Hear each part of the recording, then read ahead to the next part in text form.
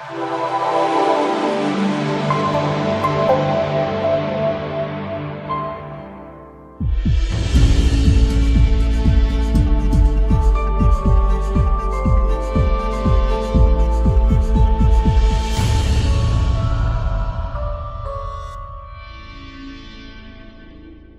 uma alegria muito especial tê-los em nossa companhia. Sejam muito bem-vindos à Comunhão Espírita de Brasília.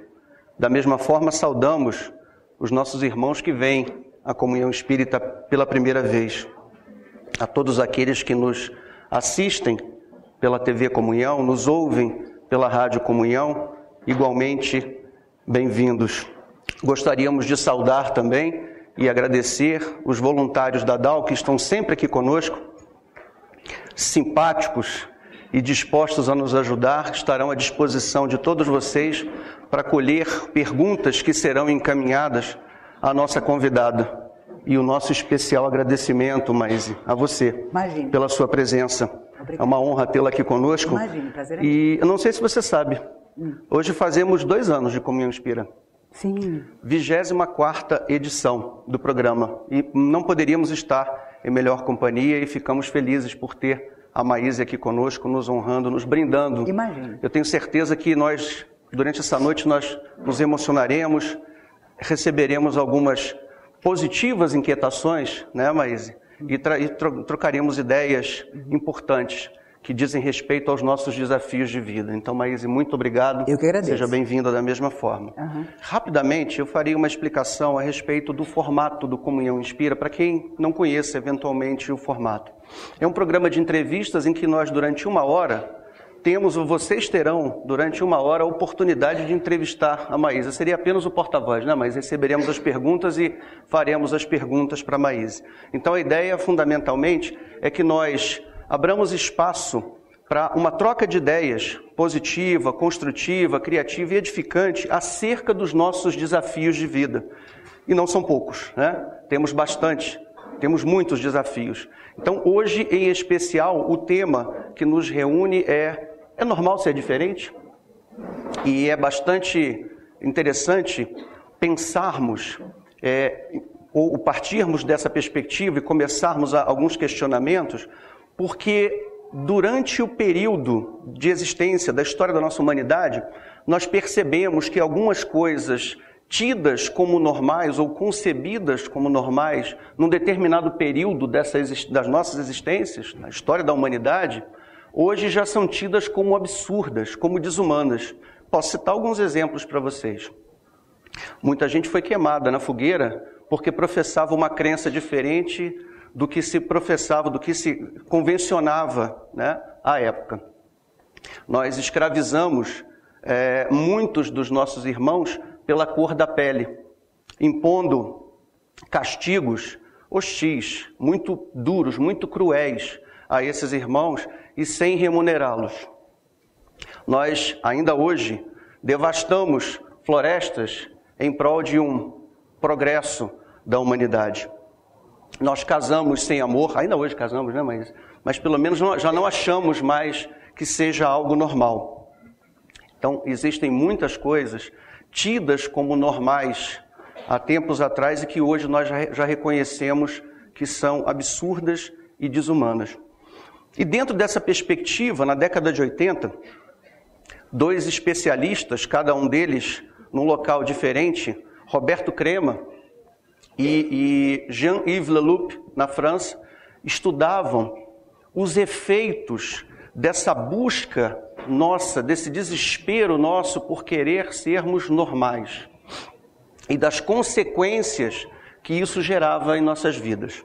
Eles faziam as suas pesquisas, os seus estudos, um aqui no Brasil, o outro na França, e num determinado momento entra um terceiro personagem nessa história, Pierre Weil, que reconhece que os estudos são convergentes, que os propósitos da mesma forma e os apresenta. Eles montam então um seminário na década de 90 e a partir desse seminário lançam um livro, formam uma parceria e lançam um livro chamado Normose. E o que é resumidamente a normose? É o adoecimento da criatura humana na busca por ser normal. E esse adoecimento pode nos trazer tristeza, ansiedade, depressão, em níveis diversos.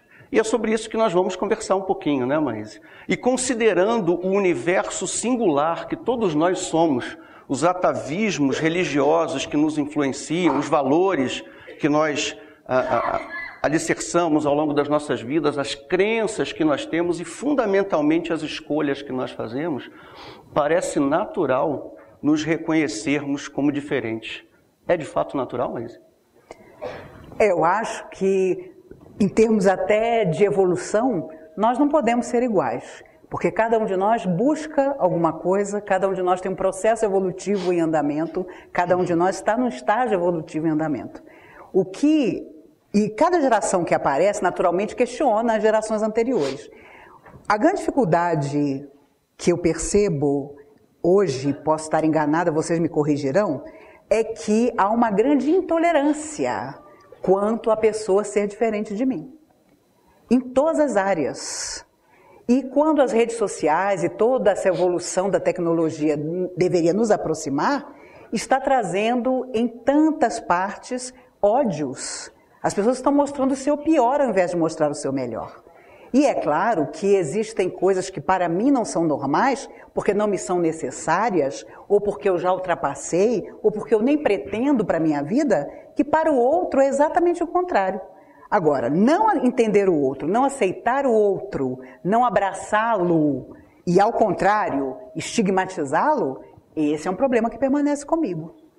E por isso, cada vez que os pesquisadores nos convidam a nos observar, eu acredito que eles pretendam que nós nos tornemos tornemos ainda mais generosos, ainda mais tolerantes e bondosos mesmo. Porque a humanidade, embora caminhe mais devagar que uma tartaruga no seu processo de melhora, ela não pode estagnar durante tanto tempo como aparentemente acontece. Eu vou fazer 60 anos agora em dezembro e confesso a vocês que eu percebo no dia a dia que os valores que os meus pais me passaram e que eu passei para minha filha parecem estar em desuso. E as pessoas até fogem disso. Ou te acham boba, ou te acham fanática. Meu Deus, você podia ter feito outra coisa da sua vida. Então, é complicado, porque é claro que todos nós queremos ser amados, queremos ser aceitos, queremos ser populares. Mas existem coisas que são imprescindíveis. A nossa moral, o nosso caráter. E eu ainda sou de uma época que se aprendia que caráter ou você tem ou você não tem. Não existe caráteres. Ah, fulano tem meio caráter. Né? Beltrano, às vezes, tem caráter. Tem dia que não tem caráter. Eventualmente, né? Eventualmente ele tem caráter. Eu me lembro do Divaldo uma vez, ele encontrou uma senhora e ela disse: Divaldo, eu sou meio espírita. Aí ele disse: me conte como é que você consegue. E ela disse: porque metade de mim apronta tudo, a outra metade não. Então ele disse: olha, escreva um livro, será um best-seller. Porque como é que você consegue essa dualidade? Ter valores que a doutrina espírita nos traz e depois fazer todas as besteiras e loucuras. E é uma verdade. E dentro da casa espírita, então, nem se fala, eu ficaria miliardária se ganhasse R$1 por cada pessoa que ao longo dos anos me dizia: quando eu entro nessa casa, me transformo. Depois que eu saio pela porta, não sei o que me dá. Ou seja, voltava a ser uma pessoa deseducada, sem lembrar dos caracteres que a doutrina que o seu coração havia escolhido preceitua, e por aí nós vamos. E eu me recordo, e quando me sentei aqui, me lembrei da poesia extraordinária que Castro Alves escreveu em abril de 76, no Ginásio de Esportes, através de Chico Xavier, em que ele fala do Brasil, de Brasília. Eu vou trazer sábado que vem para vocês para ler essa poesia que muita gente não conhece. E lá, numa das quadrinhas, ele diz: a humanidade, no universo, ninguém evolui a sós. A humanidade na Terra é a soma de todos nós. E com o preconceito, com a intolerância, com observar o diferente e julgando que o diferente é inferior a mim, nós não estamos sendo uma humanidade. E no dia que nós acharmos que somos, entendermos, sentirmos que somos humanidade, dizem os amigos espirituais que seres de outros mundos então se comunicarão conosco. Os evoluídos, claro. Porque o que impede muitos seres de outros planetas evoluídos de estar conosco, de entrar numa linguagem conosco, é o processo inferior que o nosso planeta ainda enfrenta. E os espíritos dizem que nos próximos anos, um grande número de almas da Terra retornará para o espaço. Principalmente aqueles que não tiverem dado um sentido novo à sua existência. Por quê? Porque há uma massa de almas desencarnadas em sofrimento em torno do nosso planeta, apegadas e atraídas por esses encarnados que não querem nada com nada. Então, muitos vão sair do corpo físico mesmo, porque aí uma parte dessa humanidade sofredora, invisível, vai ter que se desligar do planeta. E o processo evolutivo, enfim, para a nossa Terra e para nós vai acontecer. Não é castigo, não. É uma coisa natural. Você tem uma vida, você não fez nada dela. Ao contrário, você piorou a sua situação. Então, com certeza, você será convidado a retirar um corpo ao qual você não deu valor na tarefa que ele possuía. Então, às vezes falam de data limite, porque vai ter uma hecatombe. Minha avó era espírita na década de 30 e comentavam na casa espírita que do Rio de Janeiro não ia sobrar nada, porque o mar ia chegar e só ia se ver o alto do Pão de Açúcar. Quando meu pai foi transferido para Brasília, há 50 anos atrás, ela ficou eufórica, porque as netas dela não iam morrer na hecatombe do mar, porque a água não ia chegar aqui. Aliás, o problema de Brasília é justamente falta de água. Então eu me lembro que ela ficou realizada, porque as netas, o filho, a nora não iam morrer naquela água que o mar ia levar. Mas o Rio de Janeiro, de certa forma, o Rio de Janeiro em que eu nasci, acabou. O Rio de Janeiro em que ela viveu, acabou. Porque tudo avança. O problema é que avançamos todos, mas evoluir, melhorar, aperfeiçoarmos-nos, esse é sempre o desafio. E por isso, dentro da normalidade que a sociedade às vezes nos coloca, nós precisamos ter cuidado. Porque aquilo que ela supervaloriza, muitas vezes é um grande engano. Leva à depressão, leva à solidão, leva à maldade, leva à intolerância absoluta, leva à indiferença, que é terrível. Eu sempre digo que o contrário do amor não é o ódio, é a indiferença. Porque quando você não sente nada por quem sofre, você não percebe, não sabe, não entende o quanto você pode ajudar quem está sofrendo, antes que o sofrimento venha para você. E aí você parece aquele garoto que a mãe diz, não passa a mão com sabonete no olho. E a criança vai e passa. Aí esperneia. E não sou eu que conto isso, os espíritos, através do Chico Xavier, na década de 60, faziam essa imagem. Que às vezes somos crianças pequenas dentro de uma banheira, alguém nos aconselha a não usar a mão suja de sabão, cheia de sabão no olho, porque vai arder, e a primeira coisa que a gente faz é isso. E, claro, a vida nos ensina, a vida nos aponta, mas para que tenha olhos de ver e ouvidos de ouvir. Jesus nos aconselhava isso, porque ele sabia que a vida tinha muitos perigos, muitos enganos, que ainda haveria muito tempo para nós evoluirmos. Mas evoluir sem entender, sem aceitar, sem abraçar, sem acolher, então isso não é evoluir. Sejamos diferentes, quando todo mundo nos convidar ao egoísmo, ao orgulho, à vaidade, nós vamos ser diferentes. E nas mínimas coisas, porque a gente acha que as grandes coisas é que mudam a nossa vida, que os grandes acontecimentos é que nos transformam, quando as pequeninas coisas que nós às vezes não percebemos, não damos valor, é que realmente nos modificarão. Os criadores, né? Enfim, do conceito de normose, eles têm uma frase, mas que eu acho linda. Eles dizem o seguinte: o que nós desejamos genuinamente não é ser normal, mas sim felizes. É verdade. E é isso mesmo, né? E eu queria te perguntar, como é que nós sabemos se nós estamos no caminho certo em direção à felicidade? Quando nós olhamos para dentro de nós, obviamente, e percebemos quais são as nossas necessidades e qual é o nosso nível de entendimento para o que é felicidade. Porque o que para mim é uma felicidade, para o outro pode ser uma besteira. Porque ele quer muito mais. Eu já comentei aqui com o pessoal de sábado uma vez. Meu cardiologista contava que atendeu um rapaz de 30 e poucos anos infartando. E o rapaz não parava de falar na emergência. E o meu médico disse a ele, se acalme. O primeiro exame já tinha mostrado que o coração dele estava infartando. Se acalme porque você, meu caro, está tendo um infarte. Se acalme, pare de falar. Ele virou-se e disse assim, eu sei que eu estou infartando. E sabe por quê, doutor? Porque lá fora eu estacionei uma BMW, mas o que eu quero mesmo é um avião. O doutor Eduardo me contou isso e disse, Maíse, fale isso nas suas palestras. As pessoas, muito antes do fator de risco que determinadas idades trazem, estão infartando porque buscam, não se sabe o quê. E o físico não aguenta, porque adoece mesmo. Então, é preciso perceber que nós precisamos saber das nossas intenções.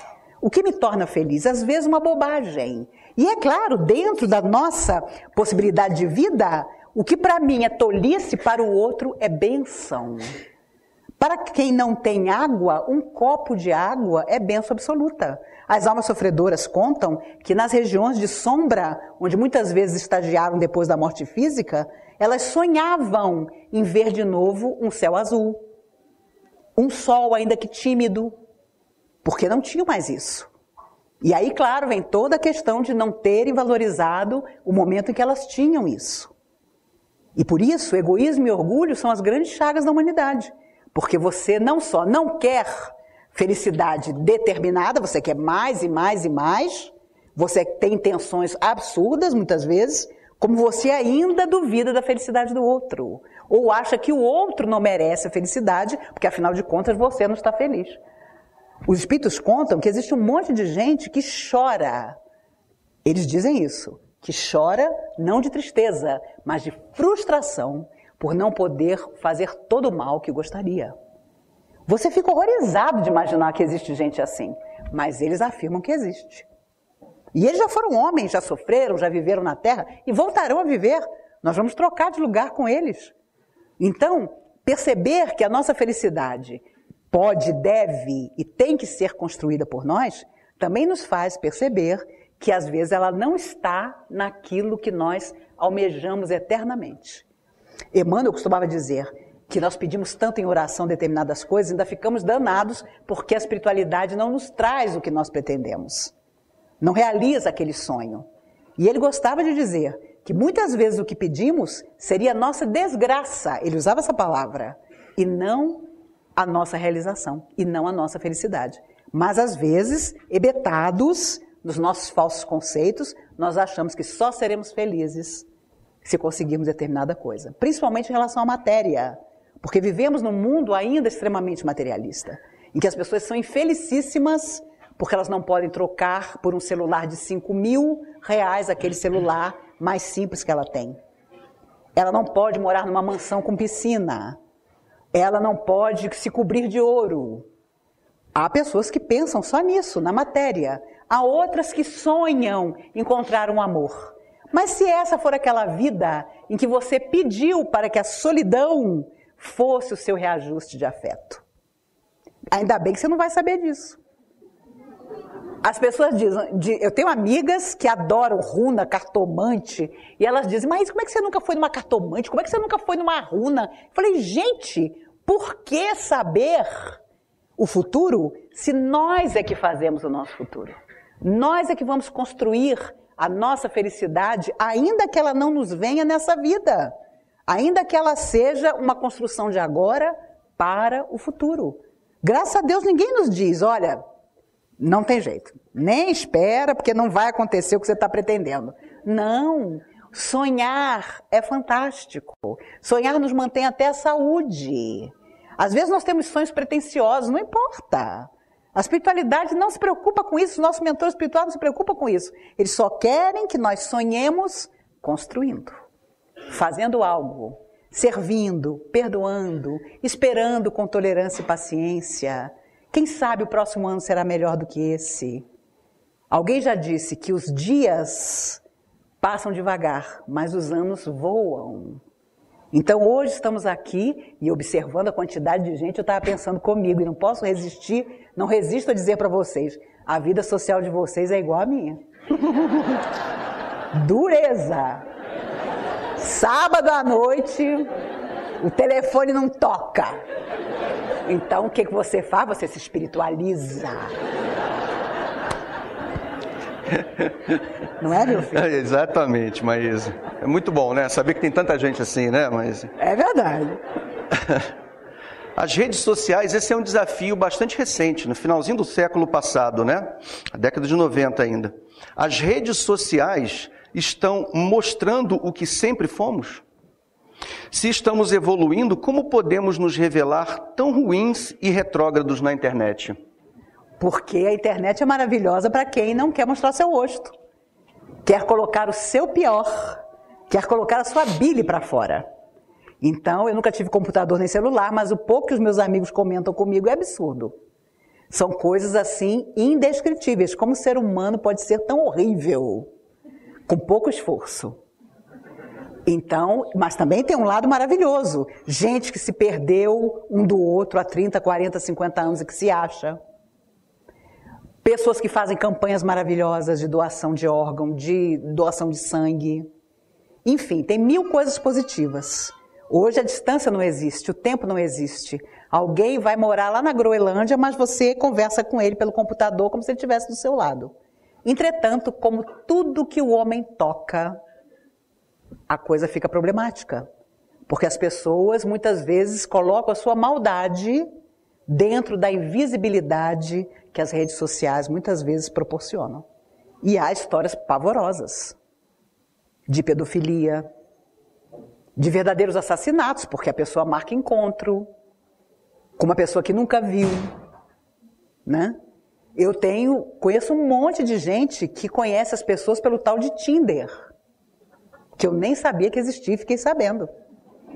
E aí alguém me mostrou as fotos que as pessoas colocam. Interessantíssimo. Os rapazes sempre musculosos e a falta de imaginação é incrível. Eles estão sempre em Machu Picchu ou em Fernando de Noronha mergulhando. É incrível, é impressionante. Parece que só tem esses 2 lugares, né? Quando eles têm filho, eles não falam. E outro dia alguém me contou que sofreu preconceito porque ia sair com uma moça, contou que tinha um filho de 3 anos, ela desapareceu.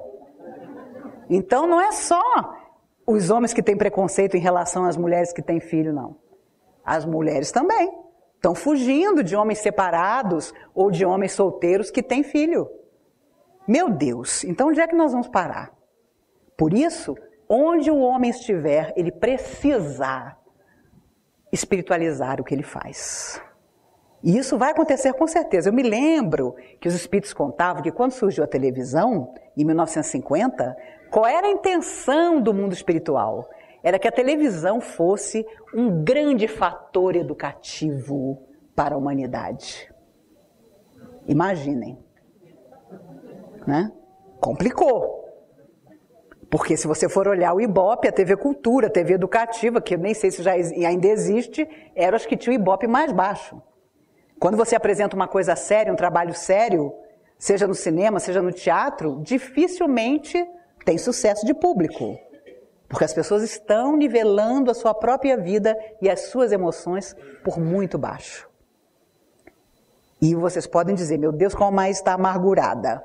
Mas não é. É que eu acho que eu comecei a envelhecer. Sabe quando você vê determinadas coisas que você diz, meu Deus, eu já vivi muito. Porque, volto a dizer, o que eu vi na minha infância e na minha adolescência não existe mais. O preocupar-se com o outro, o respeito ao outro, o não prometer o que você não pode cumprir. O seu pé não alcança, como é que você vai até lá? Enquanto isso, você vê a espiritualidade cada vez mais preocupada com quem está aqui na Terra. Lembrando, você nunca lesa o outro sem lesar a si mesmo. E a medicina agora é que está despertando para a grande necessidade de entendermos que nossa mente e nosso coração comanda tudo. A nossa saúde, a nossa doença, as energias, o ectoplasma, as vibrações. Nós somos mergulhados em energia. Se nós víssemos o que nos cerca do invisível, ficaríamos loucos em poucas horas. Mas sabendo que isso existe, nos cabe o discernimento de escolher. Você não escolhe o melhor alimento? Você não escolhe aquilo que não vai te fazer mal, de preferência? Você não come aquilo que te faz mal, sabendo que está te fazendo mal? Você sabe, porque a informação hoje é total. Mas façamos o mesmo com as nossas emoções, com as palavras que chegam até nós, com o que nós assistimos. Uma vez eu perguntei ao Divaldo Franco, o grande orador espírita, Divaldo, você deve receber um monte de coisa. Ele disse, é verdade, me mandam um livro, me mandam tudo. Como é que você faz para separar aquilo que é interessante, aquilo que é bom, aquilo que vai te alimentar positivamente? Um homem que faz palestra em 130 países, há muitos anos, daquilo que não serve. Ele disse, Maíse, você não vai acreditar. Quando eu pego uma coisa que não tem nada a ver, eu caio no sono. E às vezes eu insisto e cochilo em cima do papel. Vejam o cuidado da espiritualidade em alimentar Divaldo Franco pela grande tarefa que ele tem há quase 70 anos, mais de 70, porque ele fez 90 agora, começou com 19, na sua mente, no seu coração. Porque ele transmite. Quando eu comecei a fazer palestra, com 16 anos, os espíritos de cara disseram, sem palavrão, sem ouvir ou contar piadas pesadas. E Dona Irene adorava contar piada. Um dia ela tinha uma piada ótima para me contar, meio pesada. E nós fomos ali embaixo daquela árvore. Eu tinha o quê? Uns 18 anos. E ela me contou a piada, e a piada era engraçada. Depois ela foi me contar que os espíritos deram uma bronca nela. Ela já era uma senhora, ela era a grande médium da casa. Não conte mais palestras, piada assim para Maíse. Porque ela tem uma tarefa na palavra. Não tem nada que ficar escutando essas piadas. E ela fez questão de me contar isso, porque era uma lição para mim, de não sair buscando aquilo que se misturaria com as palavras que devem ser sempre positivas. Então, não duvidemos, nós estamos nos alimentando 24 horas do dia e da noite. E aquilo que nós trazemos para o nosso psíquico, muitas vezes trabalha contra nós. Não é ser carola, não é ser ausente das coisas boas que a vida tem, muito ao contrário. A vida é para ser aproveitada, mas aproveitada dentro daquilo que não te prejudique. Quando você pensa que as novas gerações estão melhorando, vem uma pesquisa como a dessa semana. As crianças e adolescentes estão bebendo mais refrigerante do que água. Mais bebidas açucaradas do que água. Meu Deus do céu! Se um menino de 5, 6 anos está fazendo isso, quando ele chegar aos 30, que fígado, que pâncreas ele vai ter? Ele tem paz. Então já tem uma geração anterior a ele que também acha que isso não vai dar problema nenhum. E infelizmente, na maioria das vezes em nossa vida, quando o problema aparece, e para alguns até quando ele se agiganta, é que nós choramos, queremos que Deus nos abençoe, queremos que as coisas ruins desapareçam, mas elas são quase sempre nossas escolhas. Relação do homem com a natureza e meio ambiente. Quando o homem passará a respeitar mais a natureza e conviver com respeito e harmonia? Primeiro, quando ele ficar inteligente de verdade. Segundo, e isso era Emmanuel que dizia, quando nós percebermos de verdade, talvez sofrendo, que cada animal que desaparece é um elo da grande corrente da vida que nós deixamos de ter. Ah, fulana, só tem 100 tigres no mundo. Ah, mas tigre é um bicho ruim, não tem problema se desaparecer. Nós estamos muito enganados. Os espíritos dizem que energeticamente toda essa cadeia é tremenda. E nós vamos chorar amargamente, palavras da espiritualidade, por cada planta, por cada mar que não pode mais ser usado, por cada animal que é extinto. Porque tudo está ligado.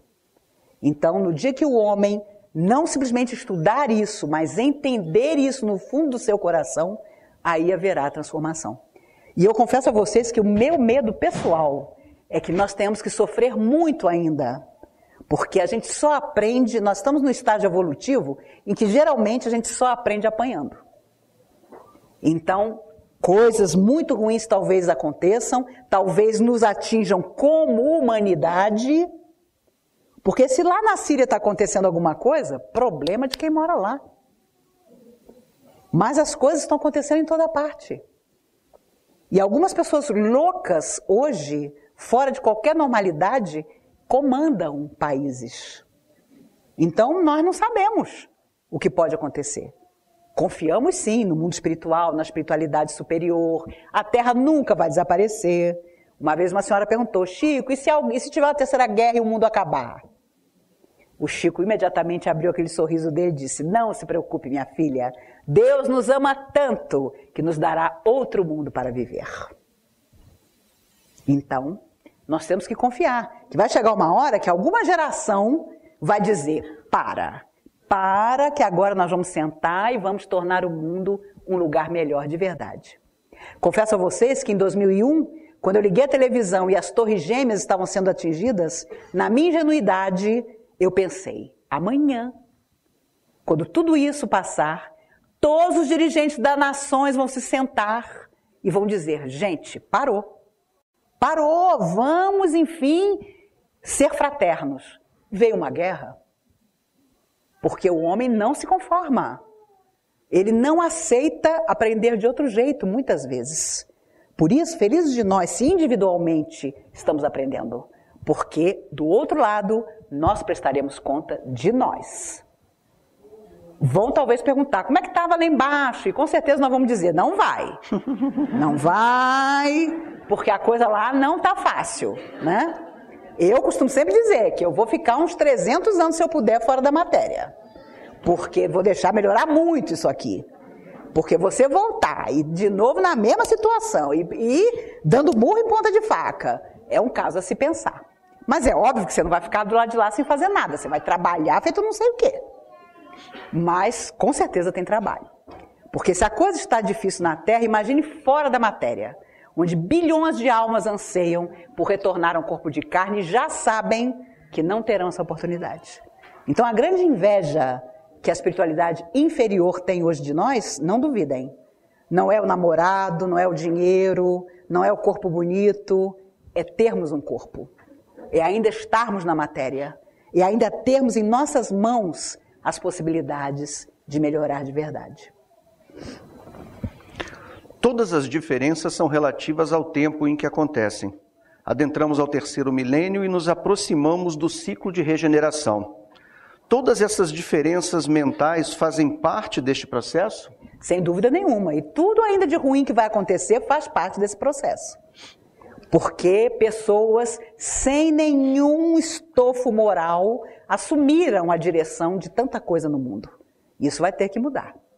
Por isso, Emmanuel dizia: o terceiro milênio estará instalado na Terra, no dia em que amarmos pela glória de sentir amor, sem nada pedir em troca. Já imaginou o que vai ser isso? Os maridos vão ficar tranquilos. Porque a mulher não vai ficar 24 horas dizendo: você não me ama. Você não está me olhando como você me olhava há 30 anos atrás. Outro dia a atriz Irene Ravache disse uma coisa muito interessante. Ela fez 70 anos. Ela disse que sente saudade de alguma coisa, ela disse: sinto. Quando eu era jovem, todo dia quando eu acordava, meu marido dizia: você é a mulher mais linda do mundo. Só que agora, aos 70 anos, ele acorda do meu lado, mas não diz mais isso.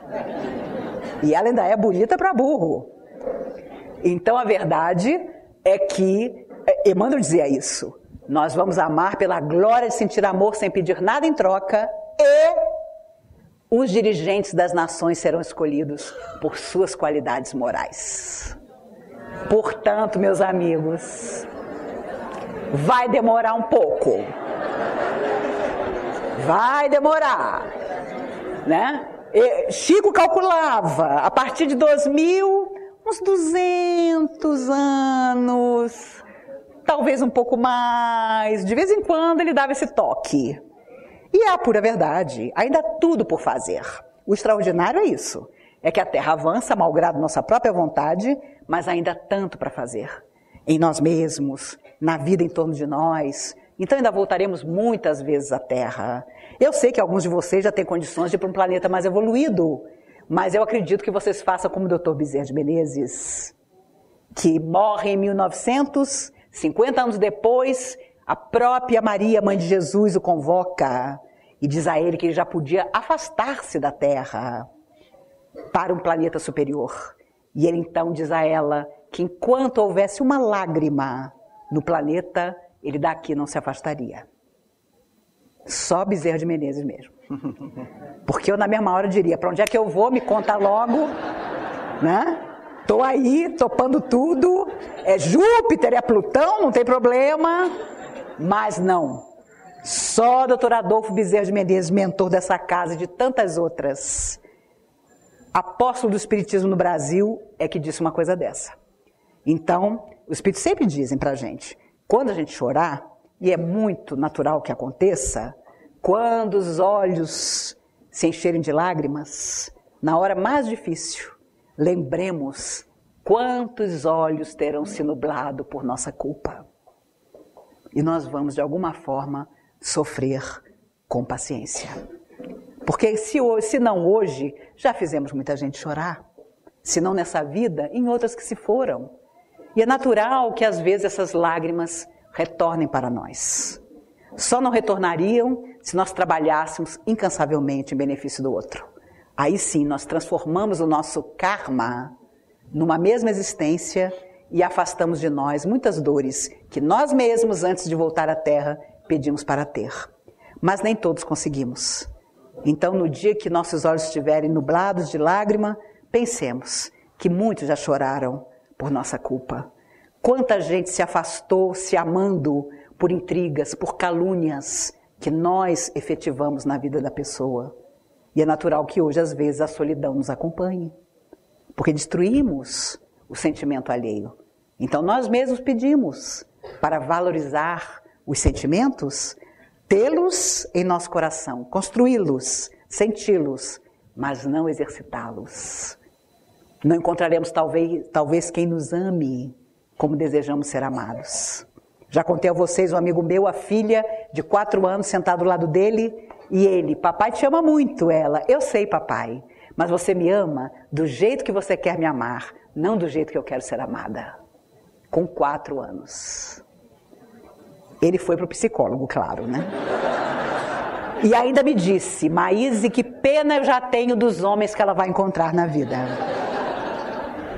Então, amor, amor, amor sempre. Mesmo que seja amando as nossas dores. Quando temos dificuldade de nos encaixar em um grupo ou até mesmo em costumes de um tempo, essas diferenças podem atrapalhar ou faz parte da personalidade de cada um? Eu acho que faz parte da personalidade de cada um buscar o melhor para si. Mas não nos envergonhemos de sermos como somos. Mesmo que nos chamem de bobos, de retrógrados, de fanáticos, tenhamos uma coerência de vida. E aqueles que gostarem de nós, que se afinizarem conosco, ainda que discordem de nós, permanecerão nossos amigos. Com certeza. E às vezes você passa por ridícula mesmo. Mas se você tem a sua convicção de como é agir e viver, você começa a de tal maneira estar confortável com aquilo que as outras pessoas é que percebam que você é feliz em relação àquilo. Um amigo me contava que uma vez numa conversa, numa roda de amigos, ele disse, a conversa era desonestidade. A gente exige muita honestidade de uma pessoa que fez uma coisa muito errada, mas às vezes no dia a dia fazemos pequenas coisas erradas. E ele comentava, eu tenho uma amiga que nunca comprou um CD ou um DVD pirata. E aí os amigos todos do bar, meu Deus, quem é essa figura? Aí ele disse, o nome dela é Maíse. Alguém lá dentro me conhecia. Disse, mas a Maíse não vale. Como quem diz, a Maíse é doida mesmo. Essa semana, no Big Box do Sudoeste, onde eu moro, havia várias filas e havia o caixa de idosos, portadores de necessidade, vazio. Nem preciso dizer a vocês, né? O funcionário já veio me pegar. Senhora, ali não tem ninguém. Havia várias pessoas na minha frente. Eu falei, ô meu caro, mas eu só faço 60 anos daqui a 3 meses. Eu vou ficar nessa fila. Falei com a maior naturalidade. A mulher que estava na minha frente virou para trás e disse assim, meu Deus, hoje eu tive um dia tão horrível que eu precisava ouvir uma coisa dessa. Porque eu tenho 38 anos e já fui muito na fila dos necessitados, dos com 60 anos. E eu falei, pois é, mas você vê, hoje eu estou num dia que eu não tenho pressa nenhuma. E eu percebo, às vezes eu cedo lugar para alguém na fila de mercado, do Oba, e a pessoa me olha estranho.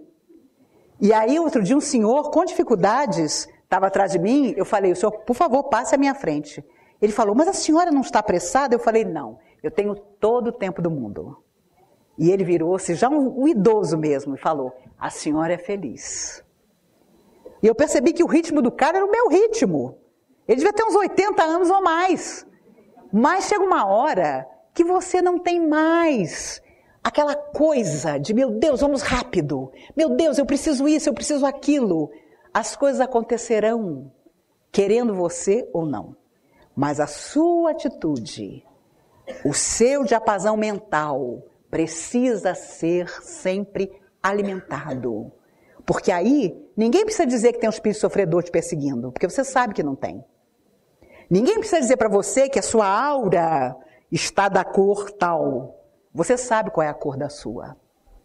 Você sabe que ainda que pareça equívoco, você estará na vida das pessoas sempre com a boa palavra, sempre com a boa atitude, sempre com a sinceridade, porque tem muita gente que acha que para você ter muito amigo, você tem que mentir. Que o verdadeiro amigo é aquele que sabe o problema do outro, mas finge que não está vendo. Comigo, os meus amigos estão sempre perdidos. Porque, às vezes, até se me perguntarem, eu não aguento, sai. Né?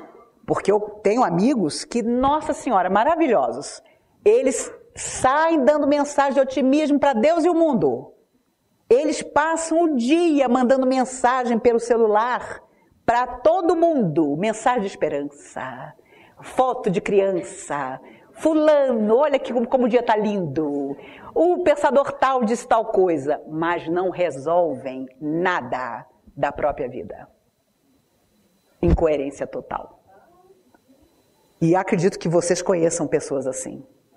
Muito boas para falar da vida dos outros, mas para solucionar a si mesmo, não. Essa coerência mínima é um fator de equilíbrio. Você soluciona suas questões, e nunca é fácil, e depois você conversa com as pessoas sobre as dificuldades delas. O exemplo é fundamental, né, Maíse? Não é nem exemplo, é sobrevivência Sim. mesmo. Maíse, essa busca da sociedade pela liberdade, pela divulgação de uma normalidade e até nos chocar, como, por exemplo, exposições em museus, coisa recente, né? Com pinturas sim. mostrando a prática de zoofilia, pedofilia sim. e outras, sim. agora divulgada com um homem nu sendo tocado por crianças, sim. acima de ser normal, precisamos ter bom senso, caráter e amor? Obviamente, bom senso. Se você vai fazer uma exposição dessa e um grande banco patrocina, como que você não coloca uma idade mínima para que aquilo seja visto? Porque é claro que há pessoas que têm todo tipo de interesse, mas se aquilo é arte ou não, cabe a cada um discernir. Por que é que você vai expor crianças e adolescentes que não têm ainda sua formação psíquica completa a questões que só muito depois surgirão na vida delas? Isso é questão de lógica, não é questão de religião, não é questão de falso pudor ou de pudor demais, é questão de pai, de mãe, que naturalmente se preocupam. Mas hoje você não pode manifestar essa opinião, porque cai todo mundo em cima. Você é de direita, você é fanática, você só vê as coisas do seu ângulo, você apoiou o golpe de 64. Gente, eu já ouvi de tudo nos últimos dias. Eu nem me manifesto. É a primeira vez que eu estou falando sobre isso. porque eu não falo minha opinião para ninguém, porque senão corta minha cabeça. Nossa, mas está velha mesmo. Nossa Senhora, nem parece que essa mulher lida com tanta gente. Mas é justamente por desde a adolescência escutar tudo que vocês podem imaginar, que se um dia eu escrevesse um livro, as pessoas diriam, não, essa mulher é louca. Ela não pode ter escutado isso das pessoas. E escutei, porque o ser humano é capaz de divindades, de coisas divinas, mas é capaz de loucuras também, de maldades impressionantes, inadmissíveis, que você tem que pedir para a pessoa repetir para ver se é aquilo mesmo que ela está fazendo.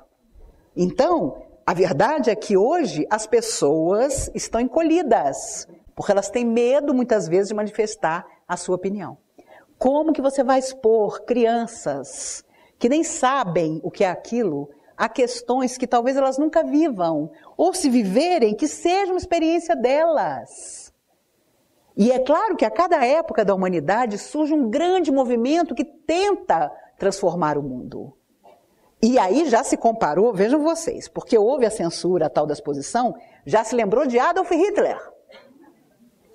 Que Adolf Hitler também expôs obras e depois foi dizendo que aquelas obras eram horríveis, e aí ele mandou queimar Picasso, mandou queimar fulano de tal. Gente, não tem como comparar. Mas aí cabe o discernimento. Como que havia escolas que estavam levando as turminhas para assistir aquilo? Sabe? É complicado demais. Porque é claro que cada um tem a liberdade de fazer o que quiser. Mas quando somos pais ou educadores, nós temos sim responsabilidade sobre o tipo de alimento, de informação que nós vamos colocar no coração de uma criança ainda pequena. Que precisa ter muito tempo e ficar adulta para fazer as suas escolhas. Então, hoje a vida nos convida sempre a tudo experimentar. Mas aí eu volto, não para Hitler, para Paulo de Tarso. Eu posso tudo, nem tudo me convém. Olha que Paulo de Tarso é antigo. Maíse, como nos comportar diante dessa atual situação política no nosso país? Como simplesmente ouvir e não julgar? Meu amigo, se você, ou minha amiga, se você souber como, por favor, me diga. Quem sou eu para dizer a você que tudo devemos ver com bondade e consideração? Teoricamente, deveria ser assim. Mas eu confesso a vocês que 5 minutos assistindo Globo News, eu já passo para o YouTube. Porque no YouTube eu escolho, é uma bênção, aquilo que eu quero assistir. Ou então Netflix, melhor ainda. Documentários maravilhosos, filmes divinos, muitos ruins, mas muitos bons também. A única coisa que eu não perdoo na Netflix é não ter A Noviça Rebelde. Que foi o filme da minha geração, sem dúvida nenhuma. Mas olhar o político com carinho é uma coisa que, eu tenho certeza, me cabe construir. Agora, o interessante é quando você olha os rostos. Não sei se sou eu. Vou dividir aqui com vocês. Meu Deus, todos estão horríveis.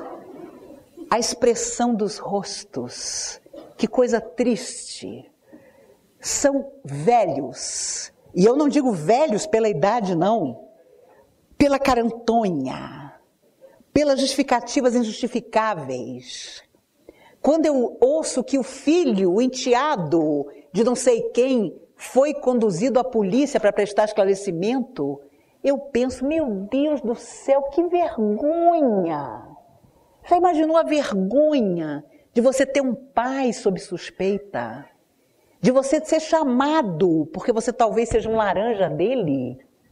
Outro dia eu deixei passar um dia de pagar minha conta de luz na lotérica em frente à minha casa. Eu tive pesadelo. Quer dizer, por isso que eu tenho diabetes, porque a pessoa como eu desenvolve diabetes. Porque você é preocupado com as coisas. Então você olha aquelas pessoas e é impressionante. E tem coisas até quase divertidas. Porque às vezes a pessoa diz com tanta convicção que aquele dinheiro não está com ela, que eu confesso a vocês que quase ligo para o meu gerente do Banco do Brasil para ter certeza de que aquele dinheiro todo não entrou na minha conta. E claro, nunca entra. Mas às vezes a convicção com que a pessoa diz que ela é absolutamente inocente quase me comove. Porque é impressionante. E sabe que outro dia eu estava tão chateada com essas coisas que eu pensei, imagine no dia em que espiritualizados, eles usarem para o bem toda essa energia pavorosa que eles usam para aquilo que não é bom. Meu Deus, serão capazes de mudar o mundo, com certeza.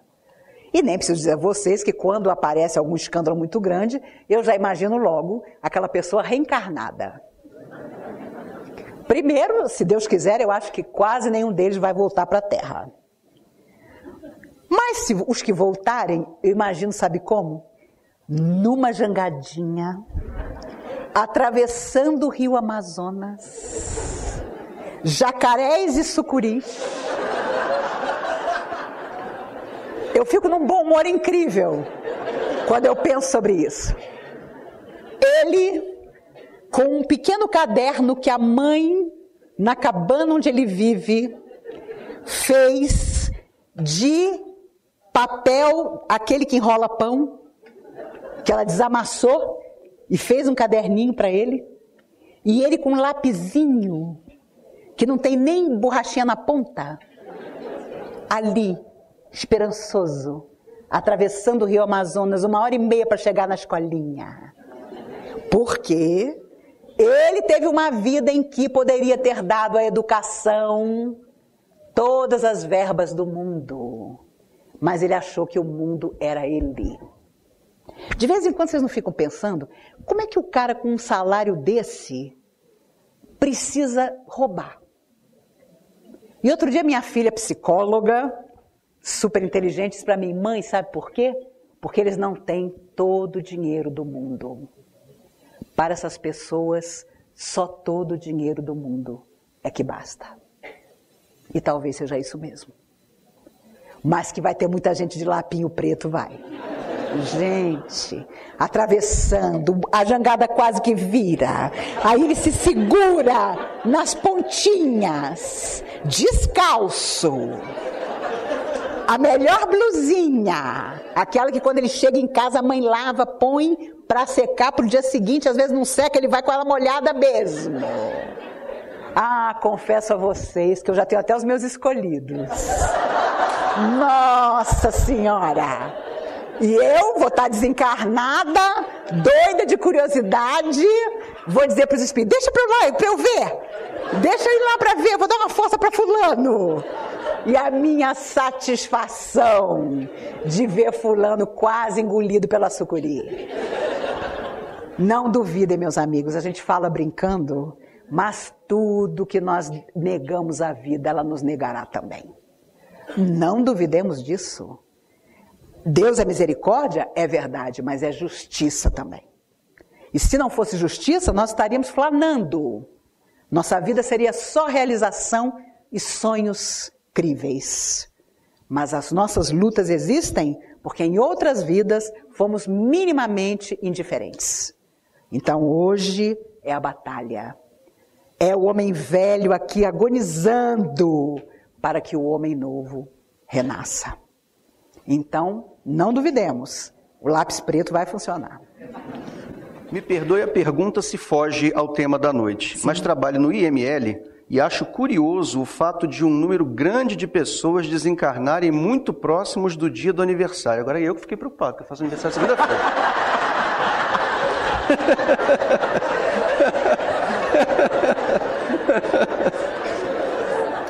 Aliás, muitos no mesmo dia do aniversário, ou antes ou depois, próximos mesmo da data. Como a doutrina explicaria este fato? Obrigado. Se você descobrir, me conta.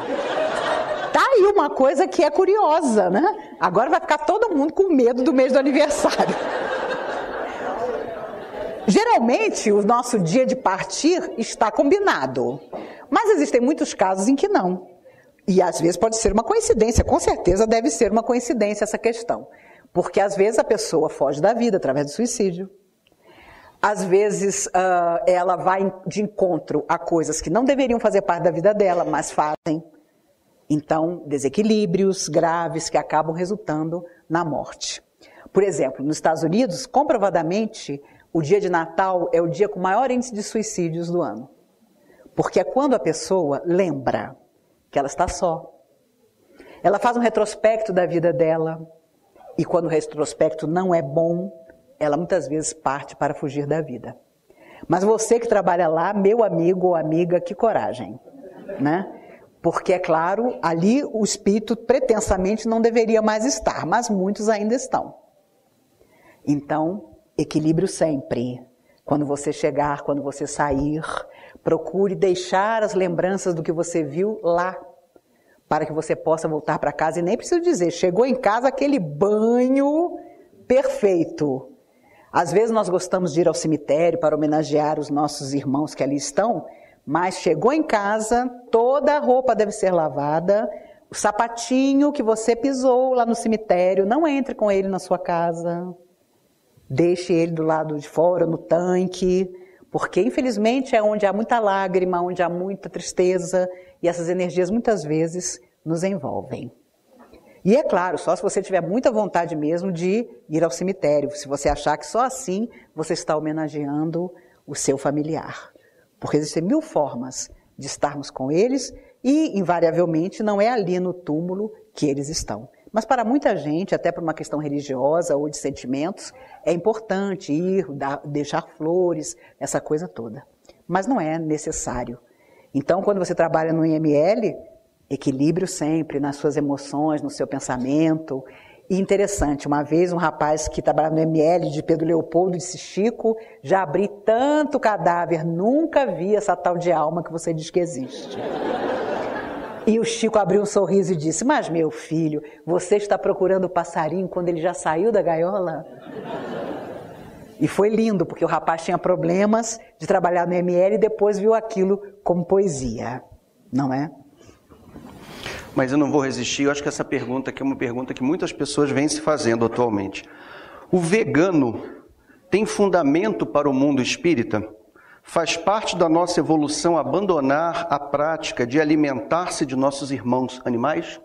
Faz parte da nossa evolução, sim. Embora os espíritos digam que para nosso processo evolutivo, para muitos de nós, ainda é necessário o alimento da carne, eles dizem que no futuro nós não mataremos animal nenhum. Eles dizem que no futuro não haverá mais isso. Nada de carne, nada de frango, nada de peru. Nós vamos realmente ter um outro tipo de alimentação. Mas é preciso cuidado, porque eu já tive amigos que do dia para a noite deixaram de comer um monte de coisa e caíram duros. Eu tive um amigo há muitos anos atrás, o Ribamar, que era nosso amigo da mocidade, ele de repente virou vegetariano. Ficou 2 meses internado no hospital. Até porque na década de 70 as informações não eram tão grandes. Então deu zebra na dieta que ele estava fazendo. Eu confesso a vocês que quase não como carne. Até por questão de dieta mesmo, por questão de necessidade. A gente sabe que o animal, não importa como ele morra, ali existem energias. Agora, dizer que você vai comer um bife e vai sentir a energia da vaca que morreu, é meio complicado, porque o próprio alimento passa por um processo, quando está sendo feito, que acaba com os possíveis miasmas. E garanto a você, tem gente que é super equilibrado, só chupa gelo e come alface, e é de um desequilíbrio absoluto. Porque, já dizia Jesus, não é o que entra pela boca do homem, mas o que sai, que contamina o homem. Ele não disse para a gente morrer de comer carne, mas ele disse que havia muitas nuances naquilo de que nós nos alimentamos. Então é óbvio que os próprios médicos hoje já têm comprovação em pesquisa no mundo inteiro que você comer carne demais dá câncer. Aliás, hoje é difícil encontrar alguma coisa que não dê câncer, porque é inacreditável, né? Quando eu tirei minha tireoide em 2013, eu contei para amigas. E minha médica, a doutora Patrícia Brum, que está aqui na primeira fila, me pediu um exame de tireoide e não deu outra. Eu não tinha sintoma nenhum. E apareceu o câncer, eu tirei a tireoide. Aí comentei com um grupo de amigas, nós fazíamos regime juntas. Imagine, tirei a tireoide. Elas foram fazer exame. De 10, 8 tinham câncer na tireoide. É praticamente hoje uma epidemia. Então, é preciso cuidado, claro, do que vamos colocar dentro de nós, porque há alimentos, sim, que são tóxicos, que dependendo do seu DNA, dependendo da sua tendência, dependendo até do seu processo espiritual, podem ficar localizados, podem fazer mais mal. Eu conheci gente que fumou a vida inteira e morreu atropelado. É verdade. Mas eu não posso dizer para o fumante, meu filho, não para de fumar não, porque fulano morreu atropelado. Meu pai foi um fumante inveterado. E ele não fumava esses baixos teores, não. Era Hollywood Minister. Ele teve câncer no cérebro. Quando ele morreu há 16 anos, o médico disse para mim, o câncer dele não teve nada a ver com cigarro. Eu quase matei o médico. Porque eu tinha passado a vida inteira dizendo para o meu pai parar de fumar. Então quer dizer que ele morreu de um troço que o cigarro não tinha nada a ver? Mas hoje pesquisas mostram que o câncer de cérebro está relacionado ao cigarro. O meu avô, pai dele, fumava petit londrino. Vocês nem devem saber o que é isso. Era cigarro.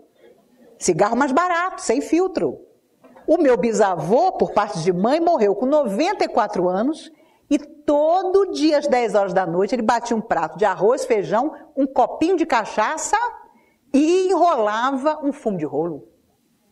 E ele morreu com 94 anos. Ele enterrou não sei quantos médicos. Porque os médicos iam morrendo, ele ia tendo que trocar de médico. Então, no dia que a minha avó, filha dele, ligou para o médico e disse, ele teve 3 derrames em 30 minutos, o médico, impossível! Nem o médico acreditou. E detalhe, ela era enfermeira, ela foi imediatamente com uma injeção para recuperá-lo. Ele segurou a mão dela e disse, me deixa aí. E foi. Isso é lindo! É lindo quando você pode escolher. 94 anos. Tinha perdido o genro dele, esposo da minha avó, quando ele tinha 38 anos. Então ele tinha tido uma vida inteira. Por que continuar? E hoje não duvidem, os planos de saúde, quando você entra numa UTI, querem que você vire uma alface lá dentro. Porque você está pagando. Mas se você não tiver um plano de saúde, eles te jogam ali na esquina. Eu resolvi ficar magra, menos gorda do que eu era, quando meu pai ficou doente. Dentro do hospital, os enfermeiros tiravam ele de lugar e diziam assim, ainda bem que ele é magro, ainda bem que ele é magro. Aí eu falei, gente, eu tenho que tomar uma atitude. Eu tenho que tomar uma atitude. E só tomei uma atitude mais de 10 anos depois. Mas eu fiquei apavorada. Porque eu falei, se eles tiverem que me tirar de uma maca para uma cama, eles me jogam no chão. E é claro, hoje já existe a possibilidade de você combinar com os seus médicos que você não quer ser mantido ad eternum. E eu confesso a vocês, eu tenho esse acordo com meus médicos. Por favor, não.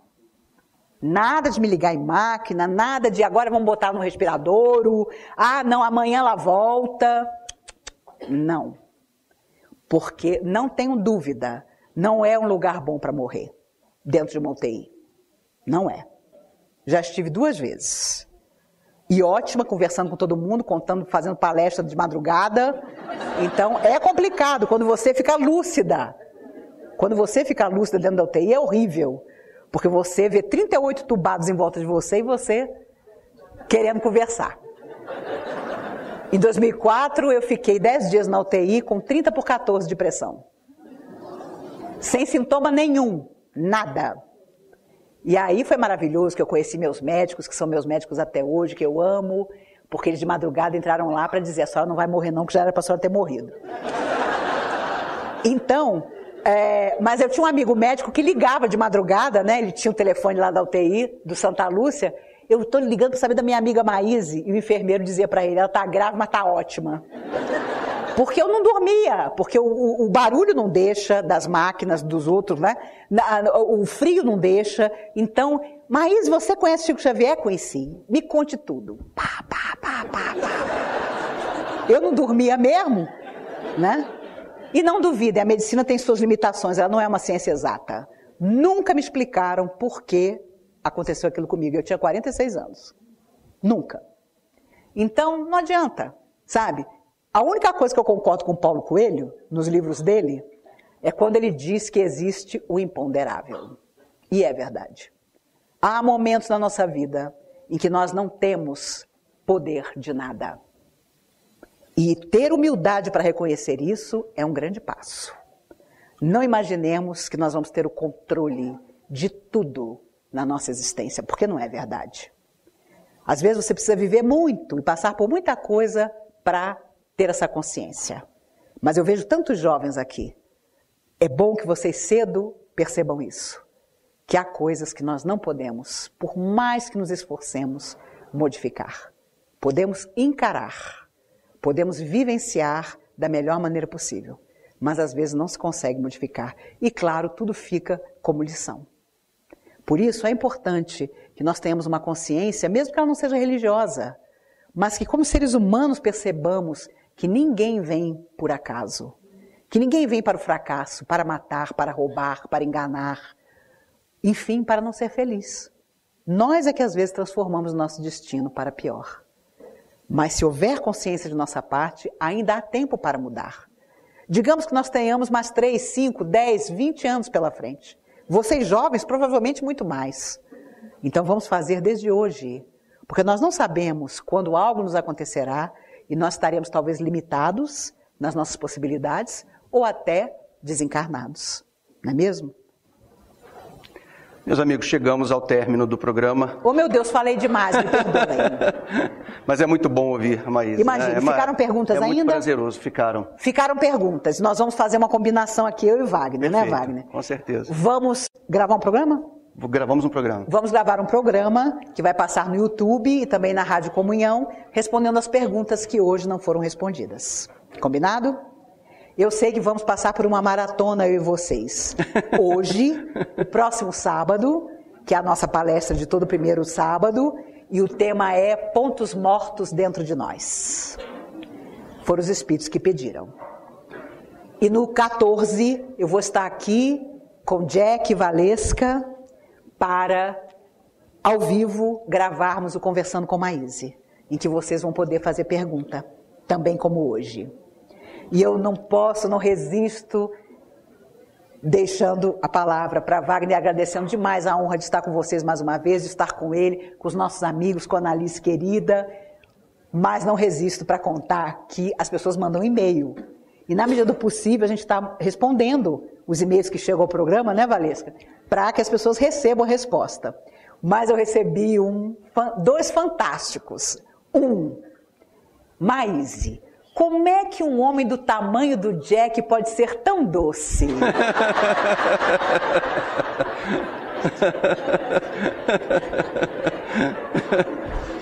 Aí eu respondi, qualquer dia eu te conto.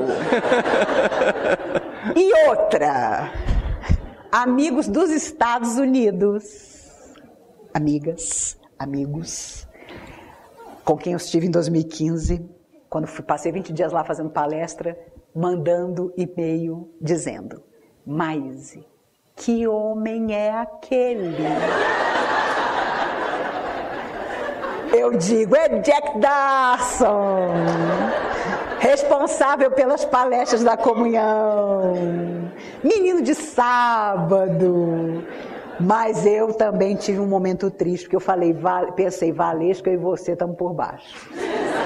Gente, a gente não recebe um e-mail de um homem dizendo que mulheres divinas, que mulheres maravilhosas, mas que o Jack é lindo, eu já estou ficando farta. Mas não tem problema, a gente dá um jeito, né? Mantém a alegria. É aí nessas horas que eu digo que você tem que ser artista, porque sem bom humor, meus amigos, não dá.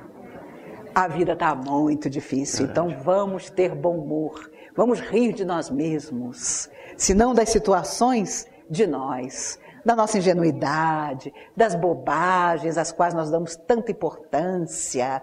As coisas passam tão depressa. Com a maturidade você olha para trás e diz, meu Deus, como é que eu sofri por causa daquilo, meu Deus do céu. Como é que eu achava que fulano era o homem da humanidade? Mas, infelizmente, para tantos de nós, só os anos nos ensinam. Acho que para quase todos. Feliz de você, se ainda na juventude física, as lições já surgem e você as abraça de todo o coração. Combinado? Combinado. Obrigada, meu amigo, obrigado a todos. Alguém vai fazer a prece por nós? Somos nós que te agradecemos, mas e como fazemos sempre aqui no Comunhão Inspira, nós te oferecemos um abraço carinhoso de cada um de nós, aqui eu que presente, agradeço. carinhoso, e recebo com muito que carinho, te envolva meus amigos.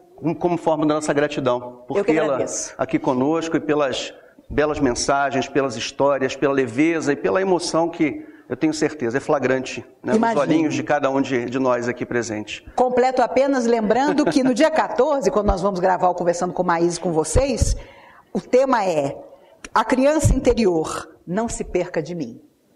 Não se perca de mim, não desapareça. O tema é esse, meninos. Vocês acreditam que até hoje já são mais de 20 mil acessos, né, Valesca, dos programas? 22 mil acessos dos programas, Conversando com Maíse. E Valesca comentava que o nosso campeão ainda é o primeiro. Como era mesmo o título? Trazendo seu amor de volta. Tá lá no YouTube. Tá lá no YouTube para quem ainda não assistiu. É tentador, né, Maíse? Nem trazer o amor dizer, de volta né, é tentador. Por que é o campeão de acessos até agora? Meus amigos, eu tenho um convite para fazer para vocês, a casa nos pede que façamos a vocês. O convite para a sessão solene em homenagem aos 90 anos de Divaldo Franco, sexta-feira, dia 6/10, às 15 horas, na Câmara dos Deputados. Aqui, na nossa casa também, nós temos, ali logo na saída, nós temos vai haver o sorteio de um Jeep amarelo que está em exposição lá na entrada da casa. Então, aqueles que desejarem, né, ou tenham a possibilidade de andarem por aí, né, mas com um Jeep amarelo bem bonito, está à disposição, se vocês quiserem, tá? Gostaria de convidá-los também para o próximo Comunhão Inspira, que faremos justamente com o Jack Darsa. Nossa então, Senhora! Ainda bem que eu fiz antes. Será no dia 28 de outubro e nos sentiremos honrados e felizes com a presença de vocês. Maíse, mais uma vez, muito obrigado. Eu que agradeço, meus queridos. A todos vocês, muito obrigado. Um final de semana especial e um abraço carinhoso a todos.